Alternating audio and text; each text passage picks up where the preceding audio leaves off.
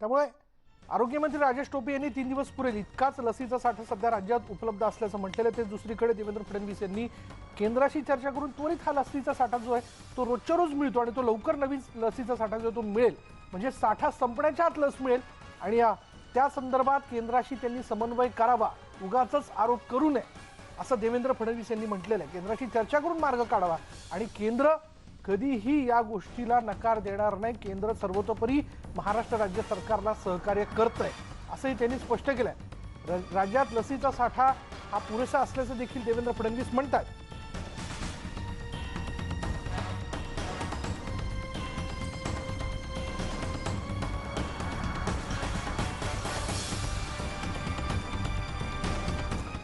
चला या सगळ्या परिस्थितीत वेगवेगळे प्रश्न आपल्या सगळ्यांच्याच मनाने त्या प्रश्नांची उत्तर आज आपण मिळवणार आहोत आरोग्यमंत्री राजेश टोपे यांच्याकडनं। ते आपल्याबरोबर असणार आहेत।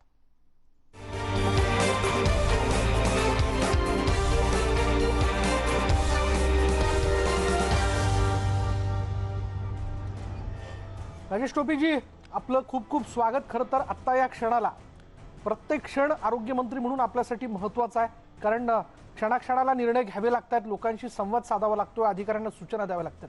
तरी काही प्रश्न आहे ज्याची उत्तरं खरं तर आपल्याकडनं सर्वसामान्य जनतेला मिळाली तर निश्चितच त्यांचं समाधान होईल म्हणून आजची ही चर्चा। पहिला प्रश्न, आपण असं म्हणालात की राज्यात 3 दिवस पुरेल इतकाच लसीचा साठा उपलब्ध आहे, पण विरोधी पक्षनेता असं म्हणतात की रोजच्या रोज लसीचा हा साठा उपलब्ध होतोय, आपण केंद्राशी समन्वय साधावा, हा साठा मिळणार, तो समन्वय आपण साधत नाही असं त्यांचं म्हणणं आहे। नाही, मी देवेंद्र फडणवीसांप्रती पूर्ण आदर व्यक्त करत, ते माझे खूप जवळचे मित्र पण आहेत, आम्ही एकत्रच विधानसभेत आलेलो आहोत। मला एवढंच सांगायचं आहे की कुठेही वादाचा विषय राजेश टोपेंनी कधीही केलेला नाही। मी स्वतः देखील काल माननीय हर्षवर्धनजी जे अत्यंत चांगले व्यक्ती आहेत, he is a nice gentleman मी असं म्हणेल, मी त्यांना काल बोललो की साहेब आम्ही जवळजवळ 4-4.5 लाखाच्या स्पीडनी दररोज करतो आहोत आणि आमची ही स्पीड दररोज वाढतीये। आम्ही 6 लाखापर्यंत ही स्पीड लवकर घेऊन जातो आहोत आणि अशा वेळेस आपल्याला जवळ 3 दिवसाचा स्टॉक वगैरे चालणार नाही आणि रोजची परिस्थिती अशी आहे, प्रत्येक जिल्ह्यात कुठल्या ना कुठल्या सेंटर्सवर वॅक्सिन संपलेलं असतं आणि त्यामुळे ही वस्तुस्थिती आम्हाला काय करायचं हे करून हे आम्ही मान्यच करतो की अख्खं वॅक्सिनेशनचा जो काही जबाबदारीचा भाग आहे हा केंद्र सरकारने घेतलेला आहे आणि त्यांचे आम्ही मनापासून आभारी आहोत। प्रश्न तो अजिबातच नाहीये, फक्त आम्ही ज्या पेसनी ज्या स्पीडने आम्ही करतो आहोत त्या स्पीडला आम्हाला सप्लाय व्हावा एवढी अत्यंत रास्त मागणी मी माननीय हर्षवर्धनजींना केली, त्यांनी ती मान्य केली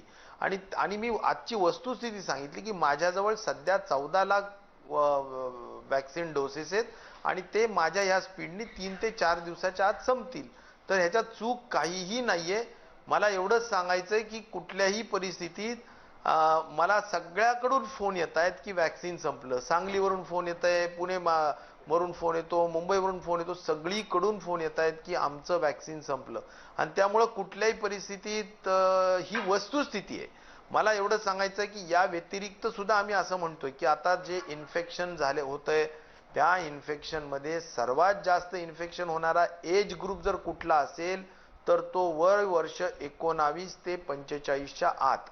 त्यामुळे त्या ग्रुपला आता आपण कुठेही जवळजवळ तो 52% एकूण आपल्या लोकसंख्येच्या आहे आणि त्यामुळे 52% लोकसंख्येला जो सर्वात जास्त फिरणार आहे त्या ग्रुपला आपल्याला लगेच वॅक्सिनेट करावं लागेल जर आपल्याला हा इन्फेक्शन रेट थांबवायचा असेल तर कुठल्याही परिस्थितीत याकडे लक्ष द्यावं लागेल। म्हणून मी ती पण रिक्वेस्ट डॉक्टर हर्षवर्धनजींना केली की आपण लगेच याला परवानगी द्यावी आणि मोदीजी जे आपले माननीय प्रधानमंत्री महोदय आहेत जे कदाचित उद्या सर्व राज्याला देशाला सुद्धा संबोधित देशाला म्हणजे आमच्या आरोग्य मंत्री आणि मुख्यमंत्र्यांना संबोधित करणार आहेत त्यावेळी सुद्धा आमचा हा आग्रही मुद्दा राहणार आहे।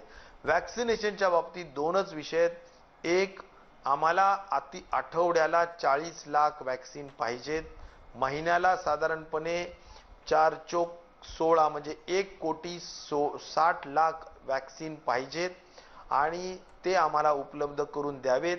आम्ही केंद्राचे मनापासून आभारी राहू। मला एवढंच म्हणायचंय की हाच एक रामबाण उपाय आहे महाराष्ट्रामधला कोविड कंट्रोल करण्यासाठी आणि 25 ते किंवा 19 ते 45 वयोगट जो 52% पॉप्युलेशन कव्हर करतो त्याला कुठल्याही परिस्थितीत वॅक्सिनेशनची परवानगी द्यावी, हा सुद्धा एक माझी दुसरी मागणी. हे 2 वॅक्सिनेशनच्या संदर्भातल्या मागण्या आहेत. बाकी मला कुठंही कुणाशी वाद घालायचा नाही. माझी पर्सनॅलिटी सुद्धा कुठंही वाद घालण्याची नाही. माझा मागचा ट्रॅक रेकॉर्ड सुद्धा कुठंही वाद मी घालत नाही. समन्वयानीच काम करतो हे माननीय देवेंद्र फडणवीसांना अत्यंत चांगल्या पद्धतीनं माहिती आहे. मला कुठेही समन्वय करूनच हे प्रश्न सोडवायचे आहेत. राजेश टोपेजी, ह्या मागण्या आपण ज्या 2 महत्त्वाच्या मागण्या केंद्रीय आरोग्य मंत्र्यांसमोर मांडल्या, काय त्यांचा प्रतिसाद होता? त्यांनी काय म्हटलं? म्हणजे पुढला ऍक्शन प्लॅन काय असू शकतो? म्हणजे आपल्या बोलण्यातनं एक लक्षात येतं यापूर्वी लस पाठवण्याच्या प्रक्रियेला कुठे उशीर लागतोय का, असं तुम्हाला वाटतंय का? त्यांनी माझं सगळं, मी त्यांना 4 ते 5 मुद्दे सांगितले. ते 5 मुद्दे त्यांनी अक्षरशः लिहून घेतले आणि मुद्दे माझे भाषण झाल्यानंतर त्यांनी एवढं सांगितलं की राजेश जी आपके 5 जो मुद्दे हैं वो ऐसे ऐसे हैं. त्यांनी वाचून दाखवले. ये सब हमने नोट किए हैं और इस पे हम जरूर गौर करेंगे और हम जल्द से जल्द इसके बारे में हम आपको इसके बारे में 100% उत्तर भी देंगे और उपाय भी करेंगे. आप इसकी कोई चिंता मत करो. हे त्यांनी पॉझिटिव्ह दिलेलं उत्तर आहे. त्यांच्याबद्दल माझा कोणाचाही रोष नाही. फक्त हे आता कृतीमध्ये घडावं ही मात्र रास्त अपेक्षा आहे. माननीय शरद पवार यांनी सुद्धा एक नोट माझ्याकडून मागितली. ते पण म्हणाले की मी केंद्र सरकारच्या वरिष्ठ स्तरावर मी बोलेल आणि या सगळ्या प्रश्नांची रेमडेसिवीर मिळावं, त्याच्याबद्दलचं रेट्स कमी व्हावेत, ऑक्सिजन मिळावं, त्याच्यानंतर आपला वॅक्सिनेशनचं प्रमाण मोठ्या पद्धतीनं मिळावं आणि माननीय मुख्यमंत्र्यांनी सुद्धा सातत्याने त्या बाबतीत वर बोलतायत, लिहितायत. त्यामुळे मुख्यमंत्री पवार साहेब सगळेजण या बाबतीत प्रयत्नशील आहेत आणि आम्ही सुद्धा सातत्याने आग्रही आहोत. बरं ह्या वॅक्सिन पाठवण्याच्या प्रक्रियेला कुठे वेळ लागतोय का? आता वेळ का लागतोय मला त्यांच्याकडून समजत नाही, पण वॅक्सिन मिळत नाही ही वस्तुस्थिती आहे. आम्ही मागणी करतोय.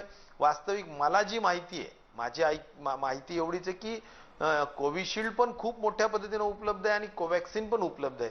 तर ते उपलब्ध असताना का मिळत नाही हा मला खरोखर प्रश्न पडतो. की असं नाहीये की चला वॅक्सिन उपलब्ध नाही किंवा त्याची उत्पादन नाहीये किंवा त्याच्याबद्दलचं स्टोरेज नाही. मला वाटतं सगळं आहे, फक्त लवकर मिळावं. त्याचे मॅनेजमेंटचा जो काही भाग असेल तो मॅनेजमेंटचा भाग मला वाटतं लवकर दुरुस्त व्हावा आणि तो अतिशय सीमलेस व्हावा. म्हणजे कुठेही अडथळा न येता व्यवस्थित आपल्या ज्या राज्यांची जी पेस असेल, जी स्पीड असेल त्या राज्यांना त्या ठिकाणी मिळावा. किंवा एखाद्या राज्याला जर तुम्ही जास्तीचं देत असाल, त्यांची तेवढी स्पीड नसेल तर त्यांचा डायव्हर्ट करून आम्हाला राज्यांना द्यावा. कारण आमच्याकडे देशाच्या एकंदर पॉझिटिव्ह केसेसच्या जवळजवळ 40% रुग्ण हे आपले महाराष्ट्रातले आहेत.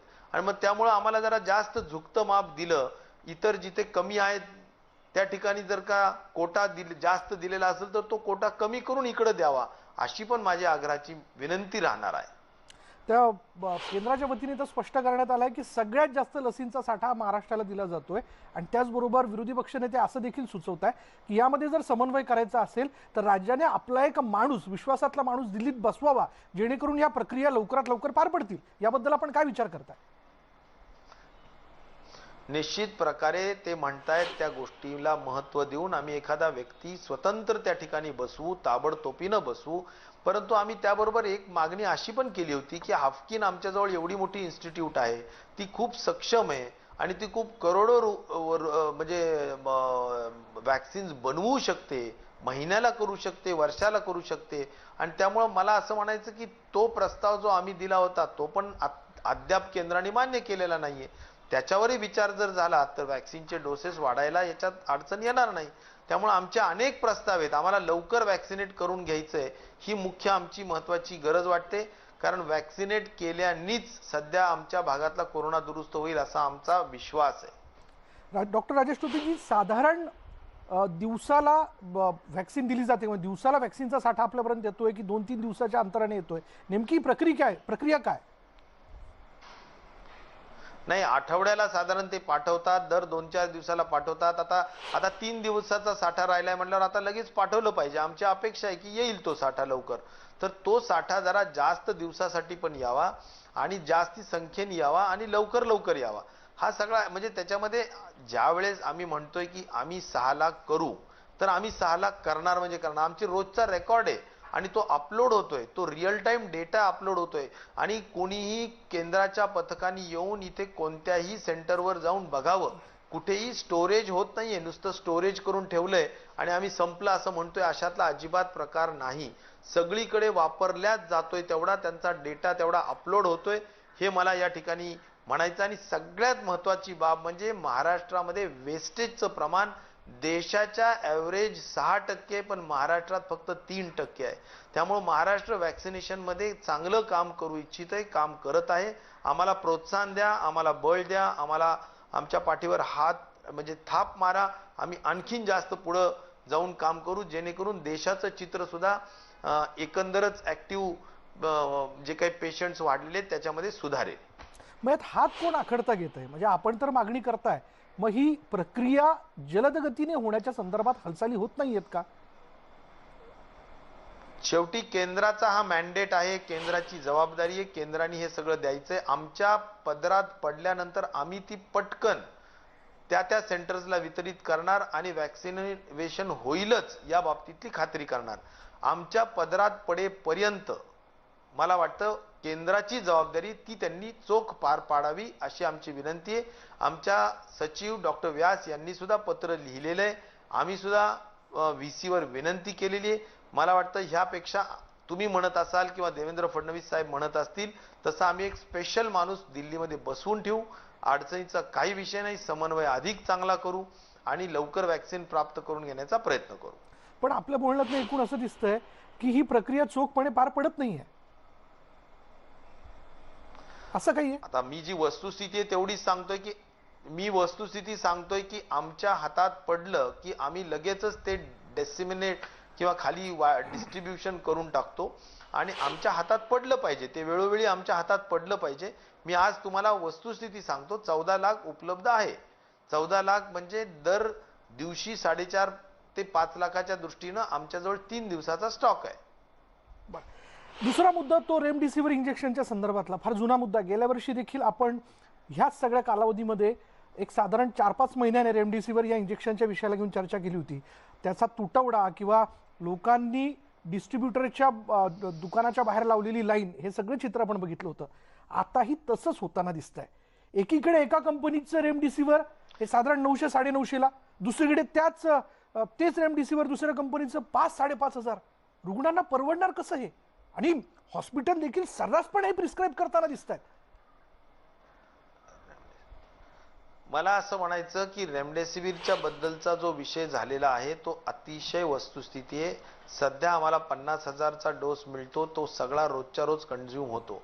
मला असं वाटतं 2 विषय त्यातले महत्वाचे आहेत. एक तर जो वापर व्हायला पाहिजे तो प्रायव्हेट हॉस्पिटलमध्ये जरा फार इररॅशनल होतो. म्हणजे ज्या पद्धतीनं आम्ही टास्क फोर्सनी जो प्रोटोकॉल दिलेला आहे की माइल्ड सिम्पटम्स, मॉडरेट सिम्पटम्स, एसिम्पटोमॅटिक लोक यांना आपण रेमडेसिवीर देऊ नये, पण तरी सुद्धा काही प्रमाणात खाली हे दिलं जात असावं आहेच असा आमचा स्वतःचाही अभ्यास आहे. आणि त्या दृष्टिकोनातून मला वाटतं यालाही रोक लावावा लागेल. ते आमचा जबाबदारी, ते आम्ही रोक लावण्याचा प्रयत्न निश्चित प्रकारे करू. परंतु जो स्टॉकिस्टकडे स्टोरेज व्हायला लागलाय, ब्लॅक मार्केटिंग व्हायला लागली, यावर ड्रग कंट्रोल ऑफ इंडिया म्हणजेच केंद्र सरकारची ही महत्वाची संस्था आहे, त्यांनी याच्यावर ब्लॅक मार्केटिंग आणि स्टॉकिस्टवर कंट्रोल करावा, हा आमचा केंद्र सरकारमध्ये किंवा स्वास्थ्य मंत्रालयाकडे आग्रह राहील. हा दुसरा विषय. तिसरा सगळ्यात महत्वाचा विषय असा आहे की आपण रेमडेसिवीर तुम्ही म्हणाले तसे 800 रुपयापासून 5,000 रुपयाच्या फरकापर्यंत विकल्या जात आहेत. यामध्ये कारण एक आहे की मी आत्ता सिप्लाचे जे जनरल मॅनेजर आहेत मिस्टर रमेश, त्यांना मी बोललो आणि त्यांनी मला सांगितलं, साहेब आमच्या रेमडेसिवीरच्या इंजेक्शनवर MRP लिहिलेली आहे 4,000 रुपये, मात्र आम्ही आमच्या स्टॉकिस्टला किंवा डिस्ट्रीब्युटरला विकतो आहोत 800 रुपये. त्यामुळं आमच्याकडूनच चुकतंय की आम्ही आमची MRP 4,000वरून आता ती 1,200 रुपये आपण म्हणताय तर निश्चित प्रकारे करू, कारण शेवटी आमची MRP चुकतीये. आम्ही आमच्या वरिष्ठ लोकांशी चर्चा करून ती MRP दुरुस्त करू, कारण आम्ही विकतोय 800-900 रुपयाला आणि MRPचा गैरफायदा घेऊन स्टॉकिस्ट लोक हॉस्पिटलला म्हणतायत की ही MRP आम्हाला या MRPनी पैसे द्या, आणि मग त्या MRPनी जर हॉस्पिटलनी पैसे दिले तर हॉस्पिटल सुद्धा पेशंटवर 4,000 रुपये 5,000 रुपये चार्ज करतं. तर मला असं वाटतं की हा जो काही प्रकार चाललाय हा शक्यतो मधले जे स्टॉकिस्ट आहेत आणि फार्मसिस्ट आहेत या सगळ्यांचा जरा कुठंतरी गौड बंगाल किंवा गडबड दिसतीये. मी हे सगळं सेटराईट करण्याच्या दृष्टिकोनातून आपले जेवढे म्हणून काही रेमडेसिवीर बनवणाऱ्या उत्पादन करणाऱ्या ज्या कंपन्या आहेत, मग ज्याच्यामध्ये हेट्रो असेल, ज्याच्यामध्ये डॉक्टर रेड्डीज असेल, ज्याच्यामध्ये मायलॅन असेल, ज्याच्यामध्ये माझ्या माहितीप्रमाणे ज्युबिलियंट असेल, अशा बऱ्याच कंपन्या आहेत, सिप्ला आहे, या सगळ्या कंपनीच्या MDs बरोबर मी आज किंवा उद्या त्यांच्या सोयीनी VC लावतोय, त्यांना हे सगळे प्रश्न सांगतोय. त्यांनी त्यांच्या छापील MRP वर जर कमी करून 1,200 वर जर आणलं तर हा प्रश्न संपेल आणि आम्ही सुद्धा कडक पद्धतीनं FDA माध्यमातून त्याच्यावर रोक लावू. आम्ही आता एपिडेमिक डिझीज ऍक्टच्या माध्यमातून सुद्धा एक कमिटी गठीत केलेली आहे. डॉक्टर शिंदे सुधाकर हे त्याचे अध्यक्ष आहेत आणि 2-3 लोक घेऊन त्याच्या आम्ही त्याच्या बाबतीतला रिपोर्ट घेऊ. अपेक्षा एवढीच आहे की जलद गतीने व्हावं, हे सेंट्रलाइज असावं, आपल्याकडे असावं अशी अपेक्षा आहे. मला या विषयाला घेऊन एक प्रश्न आहे, पण वेळ झाली का ब्रेकची? ब्रेक नंतर हा प्रश्न मी आपल्याला विचारणार आहे. घेऊयात एक ब्रेक आणि ब्रेक नंतर डॉक्टर राजेश टोपे राज्याचे आरोग्यमंत्री यांच्याबरोबरची चर्चा अशी सुरू राहील. पहा फक्त न्यूज 18 लोकमत.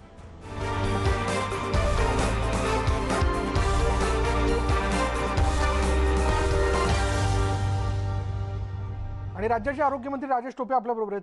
राजेश टोपेजी, थेट मुद्द्यावरती येतो की ब्रेकपूर्वी आपण रेमडेसिवीर इंजेक्शनच्या विषयाला घेऊन बोलत होतो. या वेगवेगळ्या कंपन्यांचे हे रेमडेसिवीर इंजेक्शन्स एका ठिकाणी राज्य सरकार ताब्यात का घेत नाही? म्हणजे त्याला सेंट्रलाइज करणं, म्हणजे जी नफीखोरी करण्याचा प्रयत्न मधला मनुष्य करतोय ते होणार नाही. नाही, ज्या ज्या गोष्टी करण्याची आवश्यकता असेल ते सर्व केलं जाईल. मी तेच म्हणतो की मी VC मध्ये सर्व MDs जे वेगवेगळे आहेत त्यांना बोलणार आहे, त्यांच्याकडून एकदा मी MRP कमी करून घेणार आहे आणि त्याच्यानंतर कंप्लीट डिस्ट्रीब्युशन सिस्टम सुद्धा त्यांना विश्वासात घेऊन आणि FDA ला विश्वासात, फूड अँड ड्रग्ज डिपार्टमेंटला विश्वासात घेऊन आणि त्याचबरोबर म्हणजे त्याला काय म्हणायचं की म्हणजे फार्मास्युटिकल प्राइसिंग अथॉरिटी नावाची एक नॅशनल NPPA यांना सुद्धा विश्वासात घेऊन हे आपल्याला सगळं करावं लागेल आणि हे मी करणार आहे. 1-2 दिवसामध्ये हे सगळं तुम्हाला चित्र निश्चित प्रकारे दिसेल. आणि डॉक्टर शिंदे यांची एक कमिटी मी गठीत केलेली आहे, जी कमिटी या संदर्भातली रेट फिक्सेशन करेल. त्यामुळे रेट पण फिक्स करून पाहिजे, आपल्याला सप्लाय पण व्यवस्थित मिळाला पाहिजे. ह्या दोन्ही गोष्टी झाल्या पाहिजे. ही सध्याची काळाची सगळ्यात महत्वाची गरज आहे. 1 ते 2 दिवसाच्या आत नक्की होईल. मॅक्झिमम 2 दिवसात होईल. मॅक्झिमम 2 दिवसात. म्हणजे जनतेने संयम ठेवावा. 2 दिवसात याबद्दलचा इमिजिएट इफेक्ट असेल. अगदी 2 दिवसापर्यंत. तसं तर आम्ही असोसिएशनला सांगितलेलं आहे, फार्मसी असोसिएशनला, की 1400च्या वर कोणीही विकू नये. आता काही लोक विकतायत, काही लोक गैरफायदा घेतायत, तर काही आता त्याला आता अपवाद असू शकतात, पण आमचा प्रयत्न आहे की ह्याला कॅपिंग करायची आणि कुठल्याही परिस्थितीत रेमडेसिवीर ही ब्लॅक मार्केटिंग होता कामा नये आणि मुबलक प्रमाणात उपलब्ध झालं पाहिजे, या दृष्टिकोनातून प्रयत्न आमचे आहेत. राजेश टोपेजी, माझ्याकडे शेवटचे 2 मिनिटं आहेत. जाता जाता सध्या ऑक्सिजन बेड मिळत नाहीयेत, व्हेंटिलेटर, हा गोंधळ पुन्हा एकदा वेगवेगळ्या ठिकाणच्या जम्बो कोविड सेंटरमध्ये दिसायला लागलाय. त्याबद्दल काय सांगाल आणि आपल्याला काय अपील करायचंय? ऑक्सिजनच्या संदर्भात आपल्याकडे 1200 मेट्रिक टन तयार केलं जातं. 750-800 आपण वापरतो आहोत. ते अधिक कार्यक्षमतेने उत्पादन करूया आपण आणि कार्यक्षमतेने वापरूया. ऑक्सिजन कमी पडू दिलं जाणार नाही. आम्ही बफर स्टॉक प्रत्येक जिल्ह्याला ठेवू. हा एक महत्त्वाचा निर्णय आम्ही त्या ठिकाणी घेऊ. व्हेंटिलेटर्स उपलब्ध आहेत, परंतु व्हेंटिलेटर्स काही व्हेंटिलेटर्स चालू नाहीत, तर ते व्हेंटिलेटर्स आम्ही 100% ऑपरेशनल करू. हा एक माझा या निमित्ताने माझी सूचना आणि माझं मत तुम्हाला सांगतो की मी स्वतः लक्ष घालून ते करणार. आणि बेड्सच्या संदर्भात फक्त ठराविक हॉस्पिटलमध्येच बेड्स मिळत नाहीत, बाकी बेड्सची आवश्यकता तेवढी अडचण येणार नाही. तसे बेड्स आम्ही वाढवतो आहोतच. प्रत्येक ठिकाणी गव्हर्नमेंटमध्ये सुद्धा, मुंबईमध्ये सुद्धा 2-2 हजार बेड्स ईस्टर्न आणि वेस्टर्नला आम्ही वाढवतो आहोत. पुण्यामध्ये प्रायव्हेटमध्ये, गव्हर्नमेंटमध्ये बेड्स वाढवतो आहोत आणि सर्व दूरच महाराष्ट्रभरात बेड्स वाढवण्याची व्यवस्था आम्ही करतो आहोत. त्यामुळे बाकी कुठेही अडचण काहीही नसणारे. आणि मला एवढं वाटतं की कोविड अप्रोप्रिएट बिहेवियर किंवा मिशन, हे जे आम्ही म्हटलोय की ब्रेक द चेन, हे जे काय आम्ही सध्या आमची मोहीम चालू आहे आणि त्यामध्ये आम्ही सगळ्या पद्धतीनं कोविड अप्रोप्रिएट बिहेवियर भर दिलेला आहे. निर्बंधांवर अधिक रिस्ट्रिक्शन्स आणलेले आहेत. या सगळ्या कामांसाठी महाराष्ट्राच्या जनतेने खूप मोठा सहभाग घ्यावा, सहयोग द्यावा आणि आम्हाला खूप मदतीचा हात द्यावा. आणि सगळ्या माध्यमांनी अत्यंत पॉझिटिव्हली या सगळ्या गोष्टींकडे पाहावं. कुणालाही लॉकडाऊन नकोय, कुणालाही जाचक पद्धतीचे निर्बंध नकोयत आणि आम्हालाही कुणालाही नकोयत. परंतु परिस्थिती अशी आहे की जर आपण ह्याला वेळेत रोखलं नाही, 30 एप्रिल पर्यंत 11 लाख लोकांपर्यंत आपण जाऊ शकू, म्हणजे एकूण ऍक्टिव्ह केसेस. त्यामुळं आम्हाला भीती वाटते की या सगळ्या गोष्टी जर गेल्या तर मग ते मात्र चुकीचं होईल.